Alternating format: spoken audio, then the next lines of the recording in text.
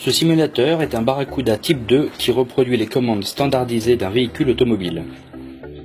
Sa fonction est de vous permettre de comprendre le fonctionnement mécanique d'une automobile, d'en repérer les commandes usuelles, de vous préparer à la maîtrise du déplacement de la voiture tout en mesurant vos progrès. Le simulateur.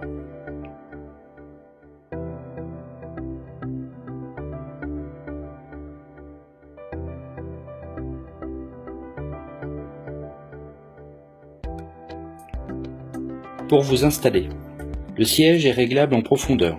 Tenez le volant de la main droite et avec la main gauche, déverrouillez la barre de réglage pour avancer ou reculer le siège. Vérifiez en enfonçant à fond la pédale de gauche que vous êtes bien installé.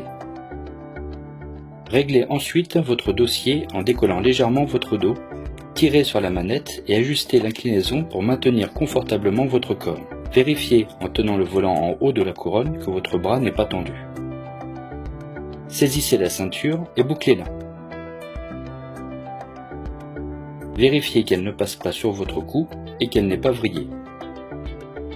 Pour conduire, maintenant que vous êtes bien installé, repérez où se situent les différentes commandes mécaniques dont vous allez avoir besoin pour débuter votre apprentissage. Le tableau de bord est composé de 2 cadrans et des principaux voyants du tableau de bord. Vous aurez besoin de lire les voyants d'alerte, notamment lors du démarrage du moteur. Le volant se tient à 2 mains sur la partie supérieure de la couronne afin d'accéder au commodo, au levier de vitesse ainsi qu'au frein de parquage appelé communément frein à main. Le commodo gauche permet d'allumer ses feux de position, de croisement, de route, de faire des appels de phare, d'allumer ses feux de brouillard arrière, d'indiquer vos changements de direction à gauche, à droite ou de klaxonner. La commande des feux de détresse se situe sur le tableau de bord au-dessus des voyants. Le commodo droit permet d'actionner les essuie-glaces avant et arrière, mais vous n'en aurez pas besoin dans ces premiers apprentissages. Le sélecteur de vitesse ou levier de vitesse est situé à droite et permet de choisir 5 rapports de marche avant et 1 marche arrière. Le frein à main se manipule en le déverrouillant puis en le descendant jusqu'en bas pour le desserrer ou en le remontant pour le serrer plus ou moins. Vous aurez à le manipuler à chaque arrêt et lors des démarrages en côte.